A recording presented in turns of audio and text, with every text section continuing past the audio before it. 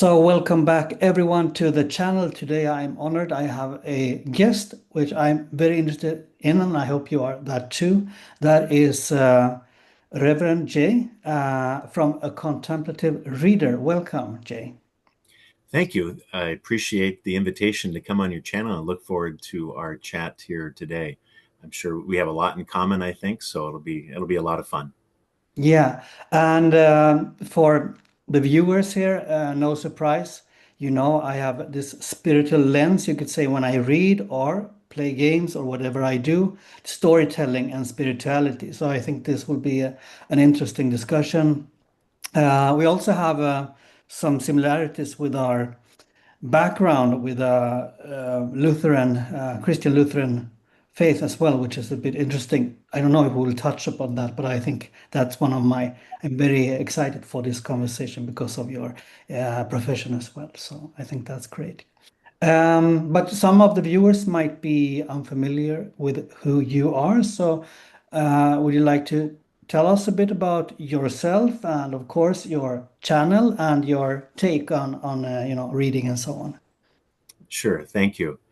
So I'm Jay, and again, my channel can be found at a contemplative reader, and that sort of describes my outlook on reading and in life in general. I I like to think, I like to ponder things, I like to explore the mysteries of the cosmos through the lens of uh, our, our faith, our philosophy. I'm not good at math or science, but to the extent I can, I like to just learn a lot of things through that. So uh, my background is I'm a lifelong resident of what you might call the northern Great Plains in the central United States. Grew up on a farm and ended up going to law school and becoming a lawyer for many years. I still have my law license, but I'm mostly retired from that. A couple of decades ago, I did sense a call to ministry. I'd been active in my church, and I'm lifelong in the Lutheran version of Christianity. Um, and so um, there was an extreme need for people to serve congregations in rural areas. Again, where I live is primarily rural farming communities. And so I was trained and ordained to serve communities in our area where, so for example, this morning I've been at my current congregation for a couple of years. Very small church in a rural farming town in Iowa, a state in the central United States. And but I also served because there's a country church in the area that doesn't have a pastor currently. I went over there and I led their service too. So I had two service. We're recording this on a Sunday, so I had two services this morning, and just had lunch and logged on to meet you. Hmm. Um, so yeah, but I would say beyond that. So yeah, I'm definitely rooted in the Lutheran faith in the sense that that's my ancestry. I know you're from Sweden and have that Swedish heritage, which is as a Lutheran heritage. My mother is 100% Danish, Yeah, right. Huh. so that is my. So I have a Scandinavian background Hmm. in terms of my ancestry, and so this part of the United States is actually heavily Scandinavian. Hmm. Um, uh, where there's Danish settlement communities, Norwegian. Actually, just south of where I'm speaking to you from, there are a lot of Swedish communities with large Swedish Lutheran congregations, or at least historically there were anyway. Um, so I am familiar with I think in that sense our shared tradition. I have gone on though in what people who might have already seen some of my videos on my channel might be aware of, though, is that my emphasis um, is on the what I would call the obviously because of the name of my Hmm. channel, contemplative spiritual tradition of of the faith. And that has led me to actually a lot of my study, a lot of my reading tends toward what you might call the mystical monastic form of Christianity, which would be more of Catholic and Orthodox. Mhm. Although there are certainly Lutherans and Anglicans among what you might call the Protestant traditions have some of that. A lot of my reading might tend toward that direction, but I'm also because of that, I think certainly I've come across Eastern religion as well. Although I'm not, I wouldn't say I am nowhere near well versed in it as I should be, but I know I've also been influenced by that in terms of just being familiar with some of those traditions. So it's been a kind of a long spiritual journey for me. As I'm getting older now, I just like to learn from a lot of different people. So that's why I joined BookTube earlier this year, is so I could learn from people like you about how our faith and our life view, worldview, intersects with science fiction, fantasy, literature in general. Because I'm reading for fun for the first time in a long time after reading law, legal Yeah, material, right. and theology Mm. for a long time. I want to read something for fun, so that's what I've been doing, and that's why I started my channel. But I thought I could bring in my background Mm. uh, and offer perhaps a unique vantage point during my discussions of the books I've been reading. Yeah, that's great to hear. I'm really getting more curious, I would say.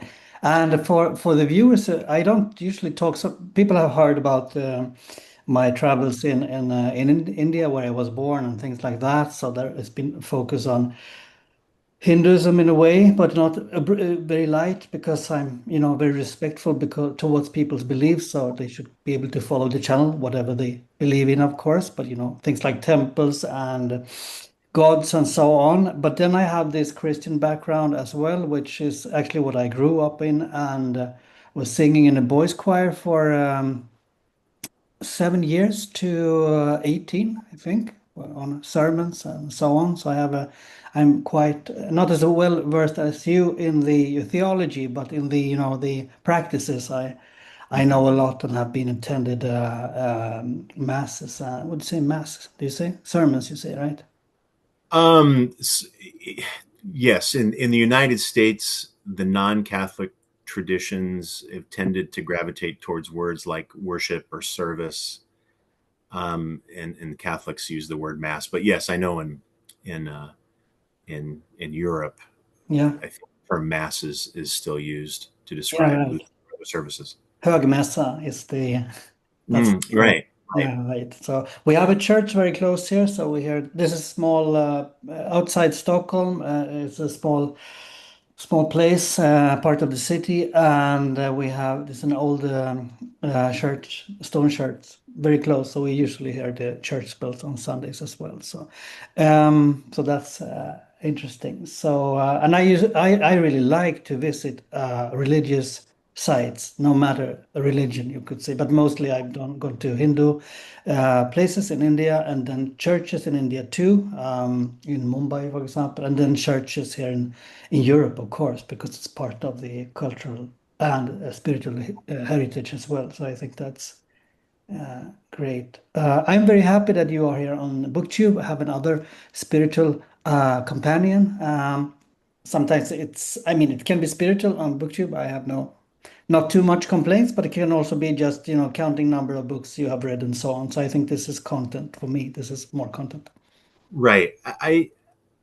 What I what I what I want out of BookTube and my relationships that I've developed with folks like you on BookTube is to learn and to um, go deeper into the meaning of books because, right, I think yeah, I have no problem with, and I've done them myself in terms of, describing the books I'm reading or going to be reading and other kinds of fun videos. But where I get the most reward out of it is when folks like you and other booktubers who really take a book and uh, go into the themes of the story, what the author is trying to convey about one of my favorite words these days is metaphysics. You know, the nature of being, what's beyond just the physical, and what's the nature of reality itself. And obviously, it's being conveyed through a fictional world, Mm. science fiction and fantasy. But I think the goal of at least the authors I've been reading so far is certainly to teach us something about our own world through the Mm. lens of their fictional world, whether it's a fantasy world or a futuristic world in sci-fi. So that's yeah. I was pleased when the YouTube algorithm sometimes gets it right in recommending channels to me, and I think I was pleased to see your channel come across my feed Yeah. a few months ago, and then we connected then. Yeah, that's great. Yeah, yeah. It's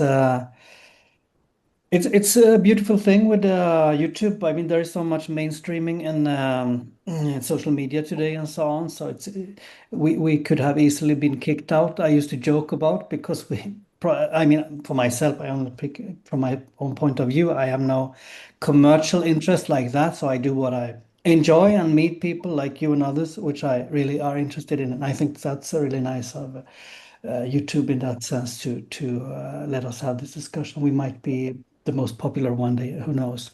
I have the what to frame the discussion, as you can hear, you who are watching. We will have an explorative, you could say, discussion today, and hopefully can continue. I wanted to show a few books to frame the discussion on spirituality books and storytelling. So we won't go into these books in detail, just showing some books that triggers, I hope, the spiritual interest in you. This is Swedish, by the way, so sorry for that. Psalm means hymn, so this is a book with hymns. Do you say psalm? I'm not sure. Hymns, songs.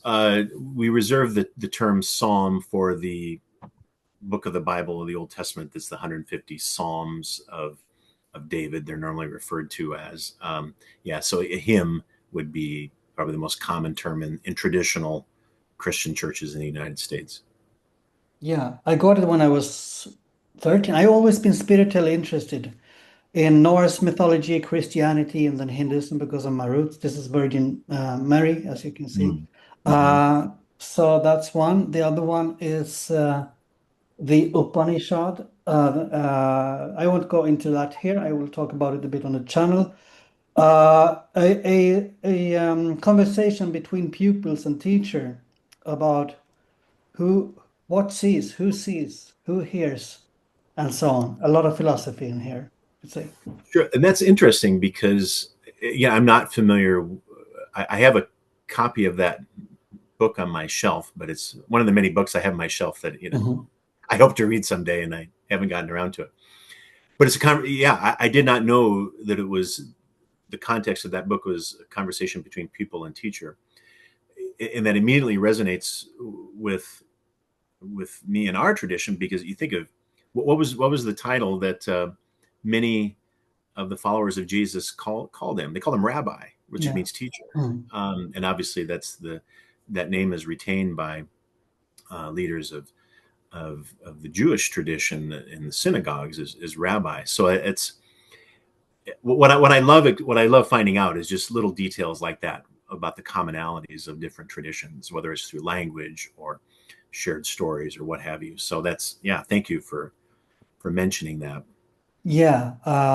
Yeah, we can come back to that. So, but since my interest for, I mean, it goes hand in hand, right? Philosophy, spirituality, even Right. psychology as well. So I've been all over the place with Camus and the Upanishad and the Bible and so on. All these things is interesting to me. Another one which I used to talk about from time to time here on the channel is the Iliad, and that is connecting more to the Malasan. So I will do this to not slow down the time. These two are connected in many ways. So that's really Okay. That's good to know when I get around to my Malazan journey. Yeah, and you don't need to like Malasa. I used to say that to people because you're talking to me. But of course, I like Malasans. Yeah, no, I read Gardens of the Moon a few years when I first started watching YouTube videos during COVID 5 years ago. Now, I that was the first I'd heard of the Malazan series, so I did pick up. I actually, this is accident. My copy actually is Yeah, sitting it's the right here as same. well. Yeah. Exactly same copy. It looks like, Yeah. um, and I enjoyed it.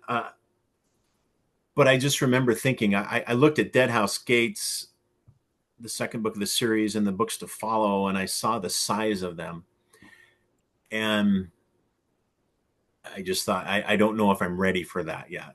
Hmm. So my actually my brain has a problem. This sounds strange since I obviously I read things like the Bible for a living, but my brain has a hard when a book crosses the 500 page mark. Hmm.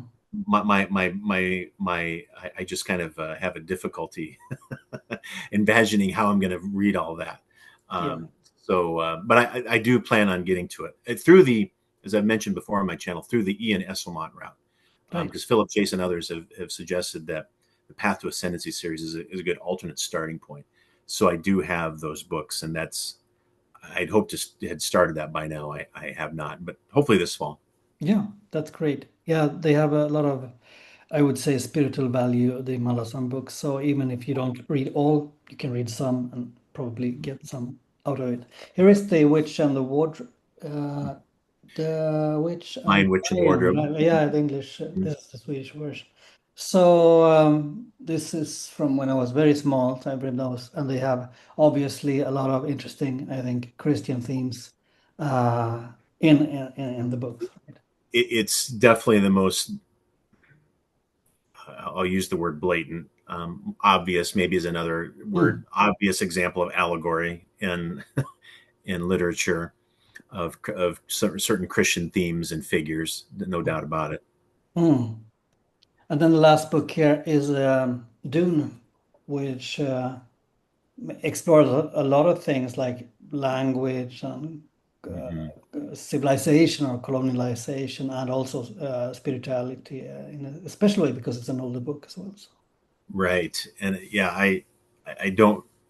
My familiarity with it isn't recent, but certainly since I've been getting into monastic spirituality, as I mentioned before, that I definitely recall, and having seen the recent movies, you can definitely see the connections with the Bene Gesserit, for example, being yeah, kind of a quasi monastic order yeah, in Frank Herbert's world.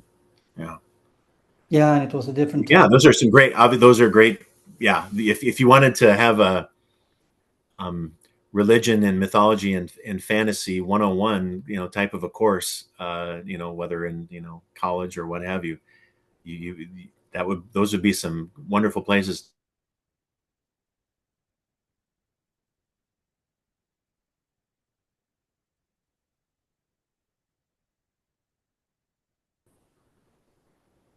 You froze a little bit. Did I freeze up? Yeah, so you can Am I repeat back? just, yeah. Okay. Oh, okay. See, yeah, all of a sudden I got a note saying low bandwidth. Mm, Um, it's no problem. ENC okay. Isolmont was freezing all the time. It worked well. I mean, Okay, very good. I don't remember what I yeah, you guess I'm not. just said it was a, if we would have a university course or something like that, it Yeah, would those be would good be books. wonderful books to start with, right? Exactly. Yes. Yeah, and there are more books. If you who are watching, you can add more books in the comment field below as well. Of course, that's interesting for us, and we can together expand our list on great books to read. I want to start the discussion a bit. Maybe you don't agree. We'll see.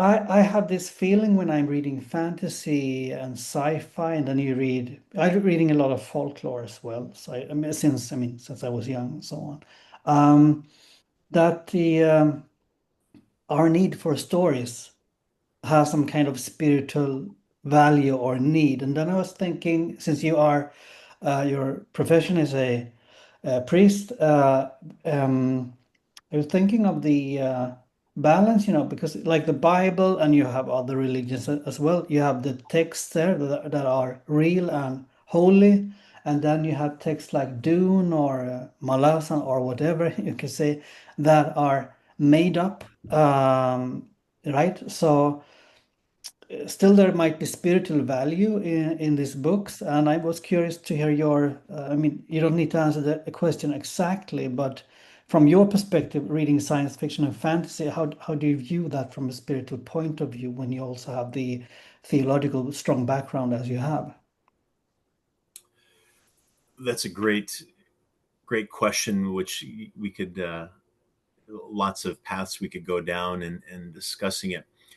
I think at its heart, what I what I think about fantasy and science fiction in particular, and why I think those are good genres for people interested in things like philosophy and spirituality, is because I think they are uniquely situated to allow the author and the reader to enter into a kind of a sort of a conversation about those things I was talking about before, like the nature of being, the nature of what is reality, what connects us to each other, what connects us to the cosmos, the possibility of life elsewhere. In the case of science fiction, but in the case of fantasy, obviously it's a world that's in the author's head that's been reduced to paper. But I think it gives the author a freedom that they're not bound by historical realities. They don't have to write. Well, they don't have to. They aren't bound necessarily by, okay, what happened exactly in this period of history, or what did these people exactly believe. They can create their world and allow us to enter into it and to have that conversation on without in a way that allows us to scratch the surface of what might what those realities might be in a way that's not, again, not particularly bound by all the things that we get hung up on in our day and age. Hmm. Well, what's what happened in this historical period, what did this group of people believe, teach, do, etc. So I think that is what I appreciate about science fiction fantasy. And I think and again, I'll give him I just finished the audio book. I'd read the physical book over the summer, and I just finished the audio book of Philip Chase's second book of the Udan trilogy, The Prophet of Udan. And I think his series is such a wonderful example of what it means to do exactly that, because he takes elements of Christianity and Eastern religion and philosophy and mythology, and created this beautiful world and the different belief systems, and it invites us to consider all of those things in a way, again, that's unique to his world. Mm. And and yeah, I've kind of rambled on for a little bit about That's that, but okay. Okay. that's I think his book certainly, and I think what I've heard is the third book, Return to Adan, is even more spiritual. So Mm. I'm hoping to get to that one, soon. Again, although the slow reader that I am, Yeah, yeah, me too. I have it'll happen someday. the Chase book in my Kindle, so I want to finish it, and I'm one of the slowest one. Especially, I'm very bad reading at Kindle, so that's a bad excuse, but it's actually true. I like to hold the book. Hmm. One thing I have it on some of my social media still. I have like a ingress, or first few lines to introduce the channel or the thoughts. If a fantasy can be an entry for the spiritual seeker, I was a little bit of what we're talking about. I think it can be that way. I think I read the religious texts first. Actually, I went to like a Christian school for children when I was small. So actually, think I got the first stories from Christianity and maybe Norse mythology, probably to hear. And then you have children's stories. But how was it for you? when did you start to read fantasy and sci-fi and so on? And how did it, when did you start to read the Christian stories, so to speak, or learn Christian stories? So yeah, I would have learned basic faith Bible stories, Christian stories from very young age. My mother and father were definitely involved in church. My mother still is. She's still she even at age 90, so she still plays the church organ Mm. at uh, at the Lutheran congregation in the town where she lives. Um, so I grew up learning those stories, and all the way up through what we would call in our confirmation, which is roughly the age of 15 Yeah. in our country. Mm.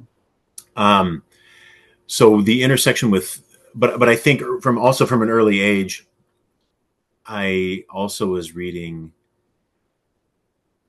Started to read fantasy, but in that, I don't know if, well, fantasy maybe is not the right word. The earliest books I read, I was reading. I think Mm. talking mid to late 70s now, when I was 5, 6, 7, 8 years old, Mm. Mm. I was reading comic books, Yeah. Yeah. and whether it was things like Superman and Batman, or when Star Wars came out, Mm. reading the comic book versions of those that were. So I think those were kind of my gateways into worlds that were, you know, you know, kind of fantastical in that Yeah. sense. Yeah. Yeah. And but so by the time I was in, middle, probably what I would call junior high or middle school grades, that was when, yeah, I started shifting towards reading. I think Lion, Witch, and the Wardrobe was definitely one of the earliest of that genre I read. A little Mm. bit older, Lord of the Rings. Yeah. Hobbit, I think, was definitely first. Lord of the Rings came a little bit later. The Conan, somewhere still have my copies of the Conan, Yeah. Robert E. Howard books that were still being published at that time. Mm. Um, so it was a lot of things like that, and then Star Wars, Star Trek, Mm. Mm. tie-in, what they call tie-in fiction, which is created in that world, stories that are based in that world. So that was. There were other stories. I remember coming across, and I've been rereading that this year, the Lloyd Alexander's Chronicles of Prydain series, which I would Mm. recommend really to a Mm. lot of different people. It's a wonderful, wonderful series of stories written for people of any age. Mm. So yeah, that's kind of the history of my earliest reading in this genre. And I don't know, consciously at that point, I don't know if I really recognized, Mm. again, Narnia and Lord of the Rings being the obvious. As I mentioned before, Narnia has such direct allegories to Christianity, but Mm. honestly, I don't know if that's something I really even picked up on, that Aslan is pretty obviously a Christ figure. Yeah. I Yeah. don't know if Yeah. I really knew. It was just, I read the story for what it was, Mm. and um, I assume I know I picked up on it later, Mm. uh, either through a reread of the story or just hearing about it. I think the Tolkien, sort of the Catholic mythology, that Mm. the Catholic Mm. ethos combined with Norse mythology and other mythologies that Mm. Tolkien kind of mixed together in that glorious stew of Middle Earth. Mm. Again, I don't know if that was something I probably was well into my adulthood until I was in a reread of those books that I started picking up on what he was getting at there. That's the beauty of fantasy, is particularly when you've got writers like that, of that Mm. quality. They can drop in little hints and references that people, you can enjoy the stories for what they are, or people with faith or spirituality backgrounds can pick up on it too. Obviously, Mm. people who might have watched my channel know that I've been reading a lot of Gene Wolfe lately, and Mm. Yeah. he's like, um, kind of the master at putting in detail, spiritual and religious references into stories. So I know you've Yeah. started Exactly. getting Yeah. your attention Exactly. to that. So I'll Yeah. be looking forward to see what you Yeah. think about Book of the New Sun. It's almost like I'm I have I would say high expectations on how rewarding it can be. It's kind of I didn't have that when I went into Malasan or a Lord of the Mhm. Rings for that matter either. But with Gene Wolfe, I really read it very, very carefully. So try to digest it very, very slowly. So It's it's one of no, those maybe too stories. slow. I don't know. Exactly. It's one of those series that I don't know if you can honestly say at times if I don't know if I could really say I'm really enjoying reading this just for fun Mhm. because it's not that kind of book. Mm, I'm enjoying it because I'm enjoying just the theology and fantasy nerd, sci-fi nerd that I am. mm, I'm enjoying seeing just the continual references and multiple meanings that are being dropped in there by Wolf, whether it's a name of a character being a saint's name mm, that ties into what the saint is about, mm, or various other things. mm, I um, I've done a video already on the first book, Shadow of the Torture. I have yet to put up my video about the second book, Claw the Conciliator, but that will hopefully be coming somewhat soon. Again, although slow as I am, I finished finished it, but it takes me a while to kind of process my thoughts and put them together in a video that I'm kind of hard on myself. I want to be thorough, but yeah. present these things in a way that people can understand. Hopefully, I think that's a healthy sign in Mhm. this, fast age that we are living in. So I think Yeah. that's not a bad thing. One thing I was thinking about was even if we, because it's the same for me when I read Lord of the Rings the first time, I was probably between, I read Bilbo first, I was 12 years old maybe, and then Hmm. maybe 14, 15, 13, 14, 15, we were friends who were reading Lord of the Rings. I probably didn't, I was actually in confirmation. What's the confirmation? I think you said the English word before. In the Lutheran Church, you have when you Confirmation from your is what faith, we yeah, call it. confirmation, right? So Hmm. I was doing this confirmation during half a year with Christian studies and so on. Then I started to get my eyes, wide or open for maybe Lord of the Rings has spiritual value. Maybe then it was more of the poems and the elves that they were very Hmm. spiritual in a way, and Gandalf, of course, with like a savior in a way, something there. But what I would like to come to is that even if we're not aware about the spiritual value, maybe we shouldn't be that because we're reading for fun, if you understand me right. There is a lot Hmm. of symbolism still in, like, obviously, Gene Wolfe, it seems like. I'm reading Christopher Ruccio's Empire of Silence books or Sun Eaters. There is a lot of Christianity put in there, and Eastern religions, as you say. So when you read, I mean, even if you read for fun, do you notice like this seems to be inspired from Christian stories or Christian symbols, things like that. That's certainly in my reading is certainly after I did advanced theological study in both from both a Lutheran and Catholic seminaries of higher education, theological seminaries. Um, yeah, that's when I really started noticing, and just being a pastor and being in and being familiar with the language of the tradition. The example I've given in other talks I've had is that I haven't read all of the Wheel of Time, but I've read the first couple of books in it. Mm, And Robert Jordan was in the United States we would call it an Episcopalian, which in Europe you call it an Anglican, Church of England tradition. Very liturgical, very very traditional use of language, and I definitely noticed some instances where he was borrowing from that tradition and describing some of the, again, a totally fantastical fictional world, mm, but he used language from the Anglican tradition to describe some of the religious rites and other things going on in that book. And I again, I remember thinking, who that kind of give the impetus, as I've said before, about joining BookTube, because I wasn't sure how many people were talking about that. Just as an example, Yeah. obviously with Gene Wolfe Mm. and other authors like Lewis and Tolkien, people have had those conversations before. But yeah, you can definitely tell, even though there's a lot of writers that are not people of faith per se in Yeah, the right, right. fantasy sci-fi world, Mm.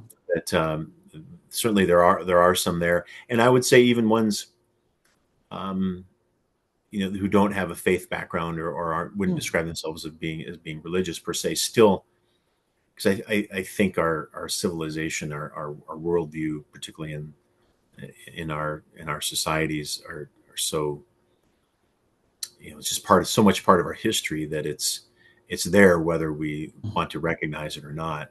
Mm. And I think I'm just going to use that opportunity to say too, because I've been meaning to say it for some time. Mm.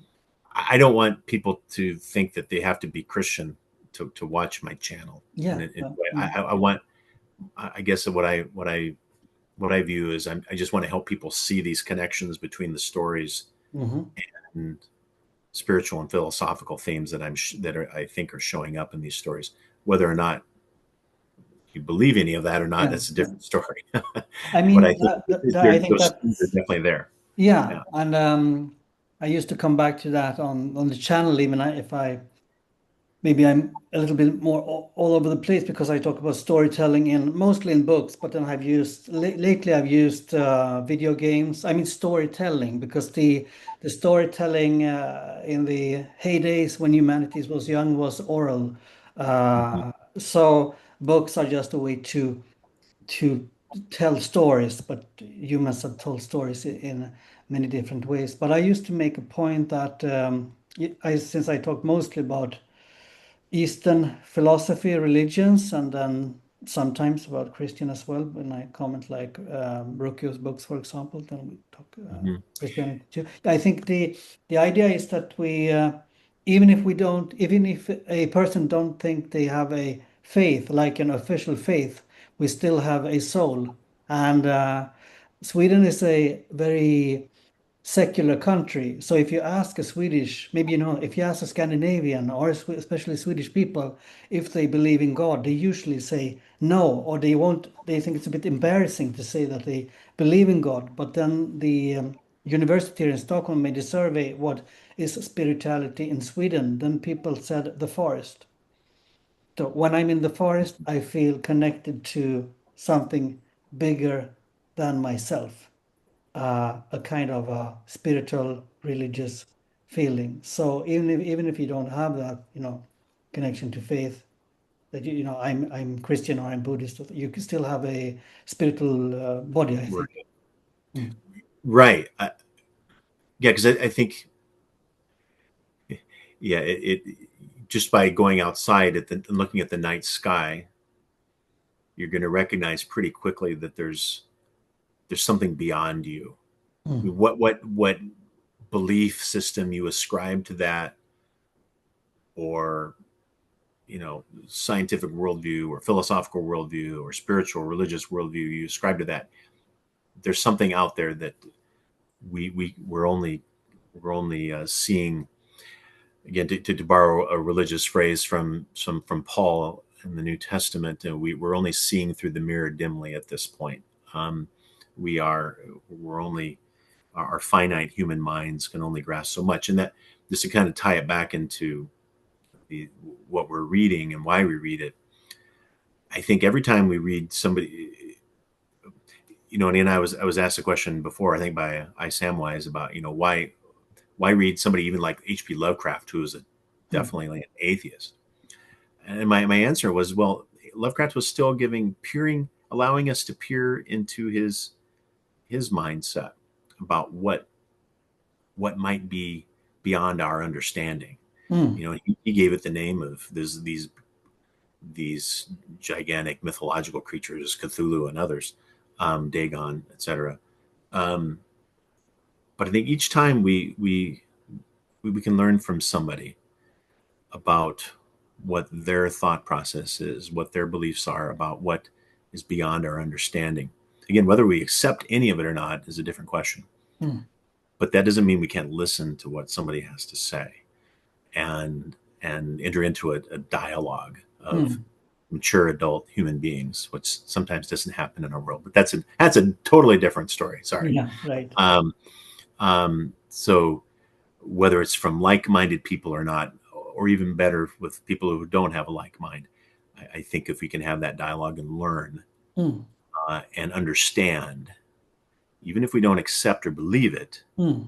then I think we're still getting somewhere. And so I think, yeah, like I know multiple people have recommended me R. Scott Baker, The Prince of Right. Nothing. Yes, yes, yes. Definitely not a kind of the, as I'm understanding it, I haven't read it yet. The Yeah. anti anti Tolkien and Lewis, perhaps in a Yeah, yeah, sense, yeah. That's a the grim dystopian. darkiest, Yeah. the grim darkiest of the grim dark. Yes. That's a word. Um, but I still think I think he has something to say, Mm, and I think even though I may not appreciate his worldview, or at mm. least the worldview that he's trying to convey through the story, I think it's still something that would be hopefully enriching for me to read and understand where that is coming from. So at any rate, that's again, I've rambled on enough about that Yeah, probably. that's okay. I Go mean, ahead. that's and we can take back and continue with I'm a bit I read grimdark as a challenge for myself to you know I I, uh, I read books often that have strong values. I think both Lord of the Rings, Malazan, and many of the epics have strong values. They want to convey something. Hmm. I'm not convinced of grimdark yet because I think it promotes hopelessness. Those who argue against it says that you get hope by reading it because it's so dystopian, so you don't want to have that kind of world. I'm not sure yet, so I'm also exploring. I'm trying to explore Yeah, that very in my own pace because I think it's kind of tough to read actually. So some of it. yeah, and it's not something I'm. I mean, I've read some of the Song of Ice and Fire, Mm, Game of mm, Thrones series, but again, as I think if others, it would sometimes get categorized as grimdark, but I think people have rightly pointed out on BookTube that it really isn't because there are characters and people is there's definitely a lot of moral grayness, you might call it, and mm, people. It's hard to figure out who the. It's not an obvious line between who are the good guys and who are the mhm, bad guys in the mm. story, but I think that there is a sense of hope. I think there's a sense of what comes beyond. I mean, I love Martin's depiction of the old gods. I think that Mm, there's definitely mm, again, I don't know mythology nearly as well as you do, but I love his when he goes into things like that in his story. Um, but yeah, going back to your point about grimdark. So as I read more, so I know Mark Lawrence and others are mm, probably classified in that genre, and as I get into their works, yeah, I'll be interested to see if I can read it for what it is and enjoy it. Um, but I'm also interested in the conversation about what does transcendental fantasy look like, mm, and what that might mean as a again, not that we need any new labels for our writing, but I've heard that name and that title starting to be thrown around to some of the books that I think we've talked about already that we enjoy. In someday I'll probably do a video about this, just what that even might mean as a category of fantasy. And I think it boiled down to its essence. I think it's just the transcendentals, truth, beauty, goodness. mm, Um, those are the defining forces of being and reality, not nihilism. yeah, yeah, yeah. So that was sorry. I kind of started preaching a mini sermon there. Sorry, That's Shrikant. okay. I like preaching and Um, monologues, so that's no problem. Listen to it. So you don't need to. I am interested to listen to you. So yeah, I think the I haven't decided yet, but I enjoy stories who tell values. So that's my problem with Grimdark. But then I have some followers on the channel. They encourage me to continue my Mhm. Grimdark journey. We'll see. Good. Well, I look forward to what you think about it, and when I catch up with you, like I said, I do have a copy of the first R. Scott Baker book Mm. I ordered a few weeks ago. So that's in my plan somewhere for 2026 if I can start reading faster and get through more books. It's a darkness comes before. Yes, If I have exactly. the two, I only have the first book. Yeah. But when I was interviewing Erickson, we made three conversations, and one of them was about spirituality. So that if you viewers haven't watched, you can watch it anyway. There is no spoilers. It's only about spirituality and fantasy. But an interesting thing there, he told me that he was he was a non-believer. I think he's still a non-believer, so I don't want to explain what he thinks or not, or Hmm. interpret. But still, he was definitely atheist or secular or skeptical when he wrote it. And then there is so much spirituality added into that book with people who follow gods, people who meditate, spiritual values in how feelings are described by Erickson, when he's writing. So I thought that was interesting. Many of the characters are non-believers because they don't believe in the gods or in there is a tarot deck in the Malasa Book of the Fall that some people think is like a hoax pokes, like people think about tarot, Right. during every time. I mean, nowadays too, that it's hoax pokes and so on. That's just you fool people with that. But still, Stephen could implement a lot of spirituality, and I've been thinking about that even though very aware of it, he was non-believer, because as he told me, it made me think about that we cannot, maybe we can, so it's not a firm statement. Can we escape the culture we are grown up in, the values we get? So even if we are not believing, when we are writing, we have a kind of cultural layer still that can be connected to spirituality. That's just an idea I have. So that you can't escape from, really. I think so, and I think that gets back to my point about if people have a are willing to entertain a honest, open dialogue and listen, not for the purpose of scoring points against somebody else, but to truly understand where somebody's coming from. I think you can't help but, again, whether or not you accept or believe in their somebody else's points, that's not the point. But if you can at least understand where somebody else is coming from, that can't help but shape your own worldview in some way. Hmm. So I don't again, my knowledge of Erickson and Malazan is limited, but Hmm. I do know he's an archaeologist, correct? I mean, Yeah, yeah. yeah. So when you're learning, when your whole livelihood, your career is devoted to the study of ancient culture in places that are not of your own, Hmm. you can't help but to be impacted by that and see what these people believed, how they lived.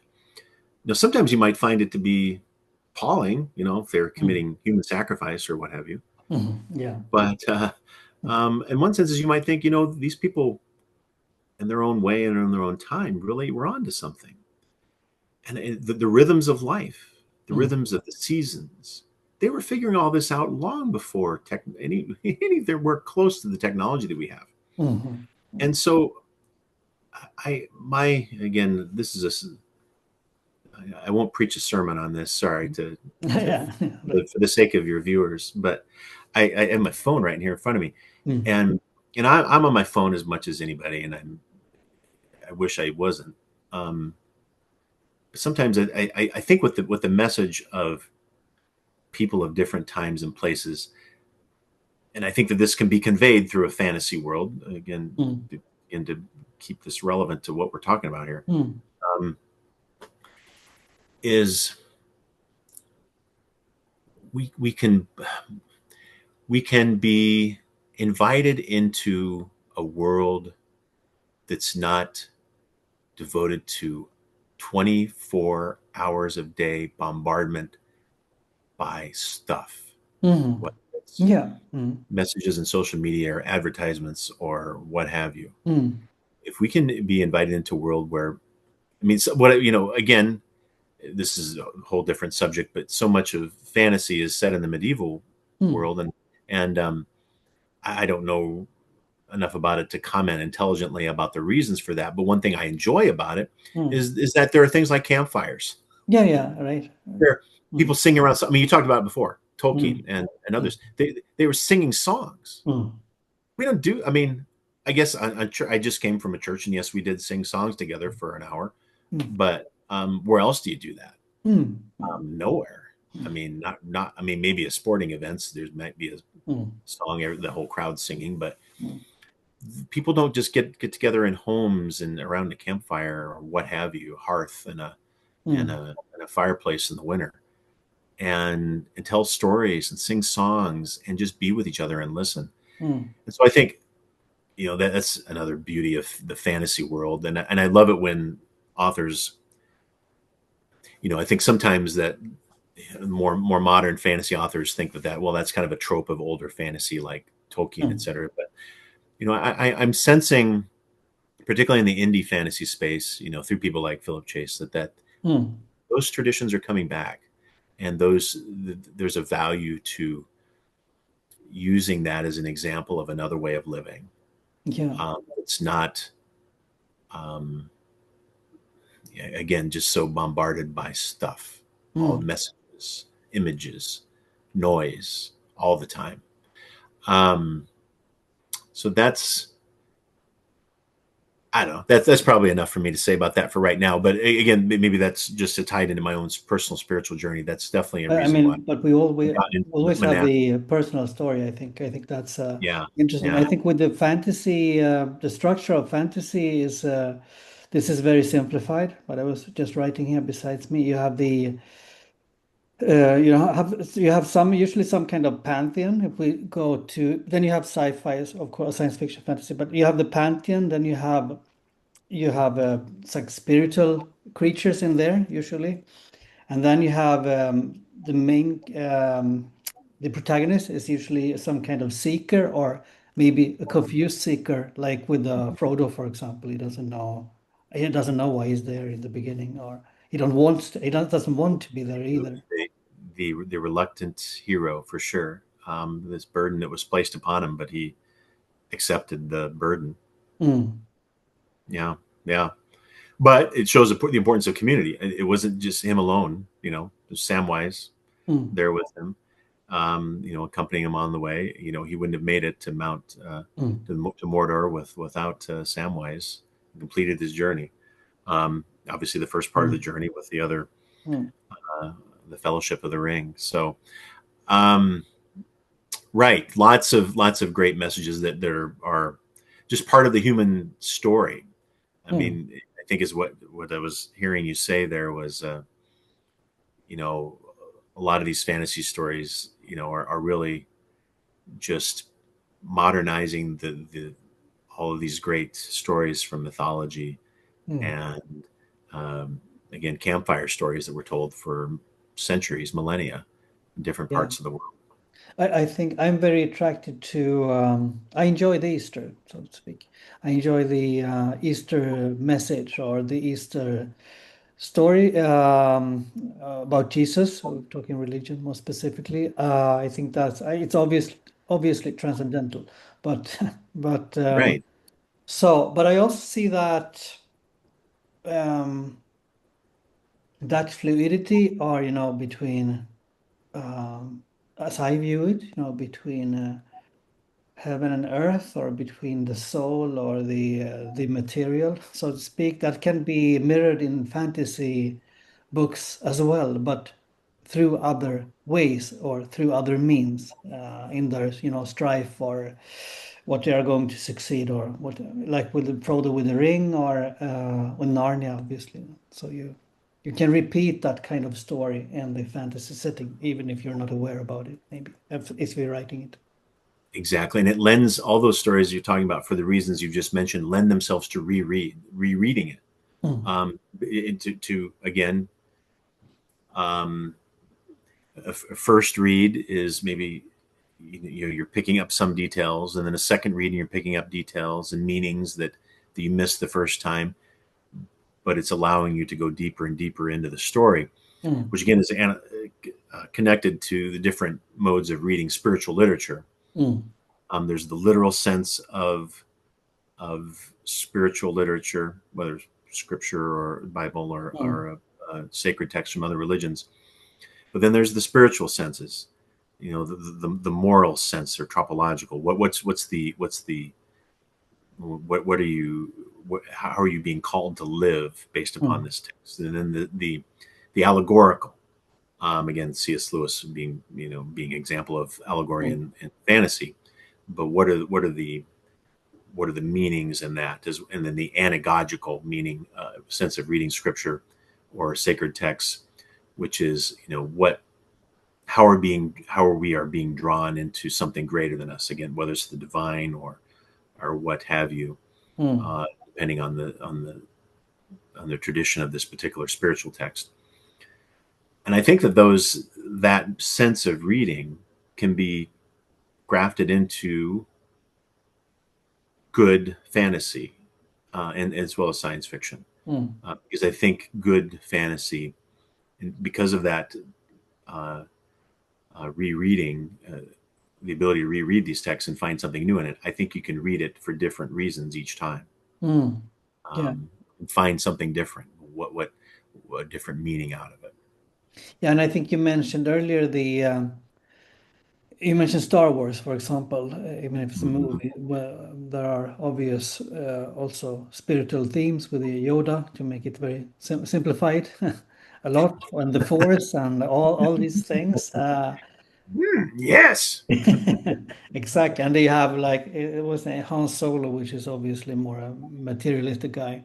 You know. he was my hero though. There's Yeah, pictures of me when I was 10 years old wearing a blue jacket and a white shirt, you know, yeah, thinking I was Han Solo, you know. yeah. I had these action figures. I'm not sure who I because we weren't allowed. That was funny. We weren't allowed to see the movies for my parents. This was Hmm. in the of course it was in the 80s when we were small, and we tricked our grandma. Yeah, I think we were sleeping over at her place, and then we said that, it's a children's movie. It was compared to what was shown today, it's really not a big deal, Star Wars anymore. But she believed in us, so we watched the last I Star love Wars. that. That's a great story. And we hope. Yeah, my parents did take me. I was 7 years old when the first one came out, 10 when Empire Strikes Back came out. So I did see those as a kid. Oh my gosh, that's great. That's great. Yeah. Um, So, but then of course, then it was only entertainment, of course, because that's maybe not, maybe it's a stupid question. I don't know, but I mean, when when you have sermons and you teach Christianity, I don't know if you say like that, but if you teach Christianity, and this is an unfair comparison, of course, but can you say, can one say something, not you specifically, but can one say something about the difference between how people interpret a religious story like the Easter story and, let's say a fantasy or yeah, sci-fi too story, which is, obviously not in the minds of people believing in it, how they relate to these texts. Is it something you have reflected upon or thought about? What's the difference, so to speak? yeah, that's yes. The short answer to your question is yes. It's something I've reflected on and thought about. It's those kind of deeper discussions are not something I might you might find in a sermon of mine. Mhm. I don't tend to preach longer than about 10 or 12 minutes. Yeah. So it's I'm basically just kind of highlighting some of the meanings of the scripture text for the day, and Mm. talking about them without. But certainly in Bible studies I've led in the past, or other book study type things, Mm. I've gone into. I think what the question you're getting at is, you could almost describe it. What is truth, and how are the different ways that truth can be conveyed? Mhm. Mm. Um, Again, it goes back to my different ways of reading scripture, the literal and the spiritual, whether it's the moral, the anagogical, the allegorical. Mm. Um, Truth can be conveyed in different fashions, through story, through sacred literature, or Mm. through other literature for that Mm. matter. I Mm. mean, it's not just sacred texts that do that. Although that it's the I guess if you're a person of faith, that you're going to view that as your preeminent source of Mm. truth. Mm. Um, so um, yeah, I don't know if I really answered your question or not, but It's a difficult question, I suppose. So, it's yeah. yeah. Well, because I think you look at scripture, for example, Mm. and it's, I mean, some parts of it are conveying, a chronological story about, okay, what happened. This happened to the people of Israel at this point in time, and Mm. then they did this and they did that. Sort of a kind of a quasi historical text. But Mm. then there are clearly stories that are designed to tell you a message. Jesus did it himself in his own parables. This morning, Mm. the gospel reading in the church this morning was the passage from the Gospel of Luke, where Jesus tells the um, parables of the woman who's searching for the lost coin, and the shepherd who left behind the 99 sheep to go search for the one Mm. lost sheep. And clearly, Jesus was not telling these as literal historical stories. He was giving his followers these stories as an example of, to convey a message about who God is, and how what God is like. Mm. So many times, in Scripture, you know, the Jesus doesn't just come out and say, "Well, the kingdom of God is that." He'll say, "The kingdom of God is like," Mhm. analogy. Mm. So that's, I think, um, to again tie it back into, those different ways of reading spiritual texts can be tied into reading for fun, Mm. fantasy, sci-fi, literature, what have you. Mhm. Is that you can, again, it may not be conveying a literal story about what happened, because obviously it's a fictional world, a fictional Mm. story, Mm. but it is still conveying. I think it still has the ability to convey truth to you. Mm. Um, I mean, again, just use Tolkien as an example. No, no. I think hopefully everybody who's heard this knows the story of Tolkien. There's no spoiler. No, no, we can I assume think that, I Tolkien's think, probably right? spoiler. Yeah. You can do. We could.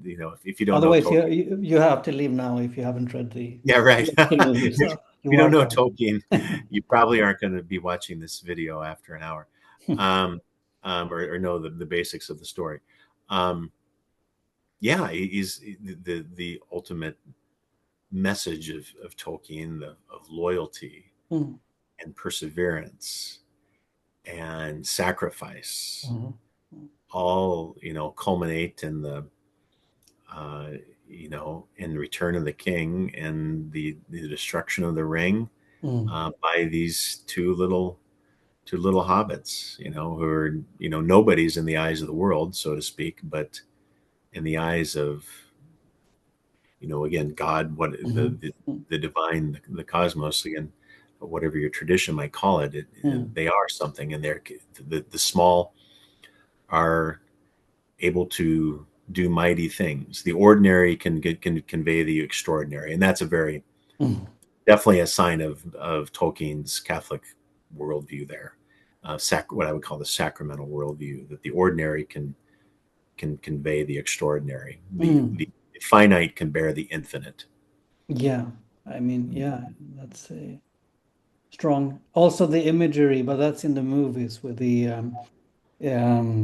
I think it's a Helm's Deep when Gandalf Hmm. comes with the light is shining upon him, and Oh, it's very like probably Christian or religious. It can be any religion, but Christian in this case, painting. You can see, but the light from just above is white. yeah. You could take a screenshot of that image, and it's as good as any sacred artwork has existed. I mean that's probably saying too much about it, but it's beautiful for sure. Yeah, I was in the when I'm in India, I used to go where I'm born, so my birth city. So I learned to know the city and the language and the culture there. So I used to go to the temple, and I was thinking since Eastern religion in Western culture is exotic, you could say, and you can, use it in fantasy and so on. So I was going to the temple, Right, I was listening to the mantras and the prayers, but the mantras. And then if you can read any many fantasy books today, and you have mantras, and that made me think about know, what is I mean, for a believer, a Hindu believer or a Buddhist believer with mantras, that's something that is a religious storytelling. You could say that you might be grown up with, but for the Western reader, it might maybe more exotic and a bit new agey, maybe even. So you read in different things into to those, but still, it can be a way to open up, the soul or the spiritual perspective on things, I suppose. right, right. And certainly there's been a fascination in the last several decades with Eastern spirituality, but just with, I mean, yoga being an obvious example of in the West is how that, Mm. has, or just even something like mindfulness Yeah, yeah, yeah. being an Eastern, rooted in Eastern religion, but is come into the West. But as I think, as again, as we dialogue,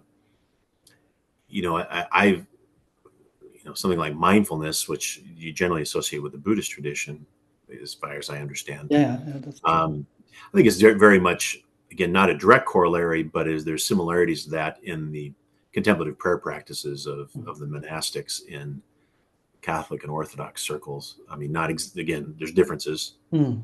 but there's certain similarities there for sure, at least enough to have a dialogue. And Tom, I don't know if you're familiar with Thomas Merton or not. No. Um, you would enjoy, Mm. if that's a new spiritual writer that I will definitely recommend to you, Great. Thomas Merton. He Yeah. was an American Trappist monk who lived in the middle part of the 20th century, and he um, uh, engaged in extensive dialogues Mm.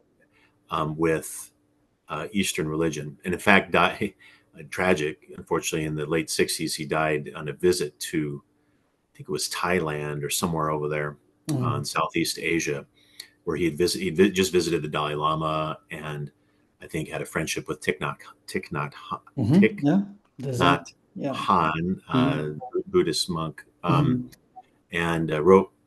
Yeah, if you have the chance to read Thomas Merton or learn, just pull up a Yeah, YouTube I video will try and learn to. about. I would highly recommend. I think you would, with your background Mm. in Christianity and Hinduism, you would definitely enjoy his writing, because I think he definitely has that connection. I think the thing you're saying are we're um, yeah, I don't think we deviate because spirituality it's very broad, so it's okay for me. So, and Right, my right. viewers doesn't mind. They used to like these things as well. But with the I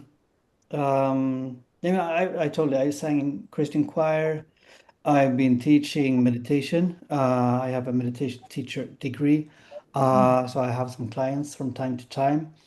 It's not connected to any belief. So I used to tell them that the idea of I used to call it like stillness techniques, Hmm. stillness, you can find them in all religions and faiths all over the world. You do it differently, but some things are similar, like incense or prayer like this, breathing, maybe projecting something. There are similarities here, and I went to a lot of what do you say, Yeah, Tessie sermons. is a. Hmm. Yeah, Hmm. when I was younger, and I think the that I really enjoyed them, and when I read fantasy, if we look at the elves again, back to the Yeah, right. songs in Lothlorien, and it feels quite kind of a holy. So you have that connection there too, I think. Right, right. And I think what Tolkien does well too is his the songs in his books um, mirror, both sacred and secular songs, hymnody, whatever you want to call it, Mm, and that they are, you know, there's songs of joy, thanksgiving, happiness, and they're also songs of lament mm, for a world that, in the aftermath of tragedy, or lamenting a world that has gone by. mm, Times, you think of, the dwarves singing their songs, lamenting, the past and mm, the glories of former days. And so I think, yeah, again, good fantasy will mirror real life songs from history, from different traditions, which do that, which give expression to the different human predicaments that we experience, and mm, all of those stages and aspects of life that we have to deal with. mm. It's all just fun and game. I mean, fun and games are great, but I think you have to also acknowledge, reality. And I think Tolkien's just an example of doing that Mm. well, among others. Yeah, and many new, as you say, many new indie authors that are coming up. You mentioned Philip Chase, for example, and other people as well. So I think this is I think there is maybe that's a longer discussion, but there is I don't know how it is in the US, but in Europe at least, there is a spiritual search, with this materialism and so on, that, all the stuff we have, and advertisement and all the things, money and so on. There is this need for something more that cannot please you for all you always have a desire and you're hunting for things. And I think, Right. yeah, I think that can fill a void there. I think the literature. Right.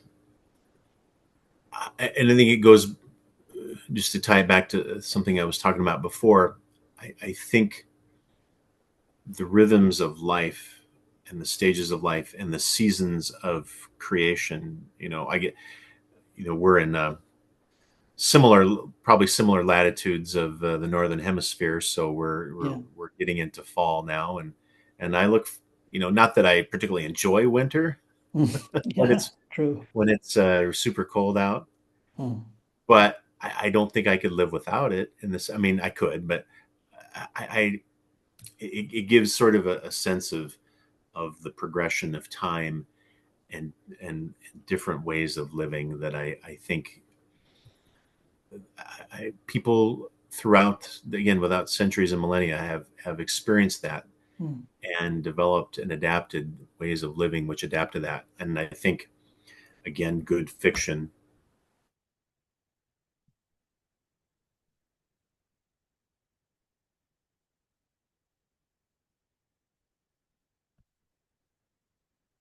constant bombarding of information from, um, and I'm holding up my phone for people who mm. might just be listening, um, to in a new phrase that I like is go out and touch grass. Yeah, yeah. Get away from technology, get outside, Mm, enjoy some, as the sunshine starting to come through my window here. mm, Um, enjoy the outside, go for a walk, um, and not be bound by being you know, by our constant news cycle, mm, those things like that. So I think, again, good stories can convey what life might be like. mm, If I mean, or not. I mean, there's certainly dystopian, which is good too. I enjoy a good dystopian story, mm, or grimdark story that might to convey something that's even a condition that's even worse than what we're experiencing. But mm. um, yeah, that's certainly a reason why I enjoy reading literature like we enjoy. Yeah, I think there's a lot to discuss. I was thinking about for the viewers know, maybe I'm in Stockholm, so it's getting not so late, but I have to do some family chores to, with my daughter, and so everyone goes to sleep and so on. So I have to finish soon. Usually it's maybe the guest who needs to finish first, but now it's the host. But I really enjoyed this talk, Jay. Really nice to have this, and I would like to continue to talk maybe more about specific books and so on. How this was a general start to explore spirituality, and I think we had a lot of common grounds, as it seems. We do, and I definitely look forward to when I'm smart enough one day to figure out how to have invite people to come onto my channel.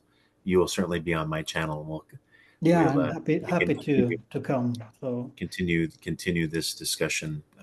So yeah, thank you very much. I really enjoyed this conversation. yeah, thank you too. And it's yeah, and for the viewers, right?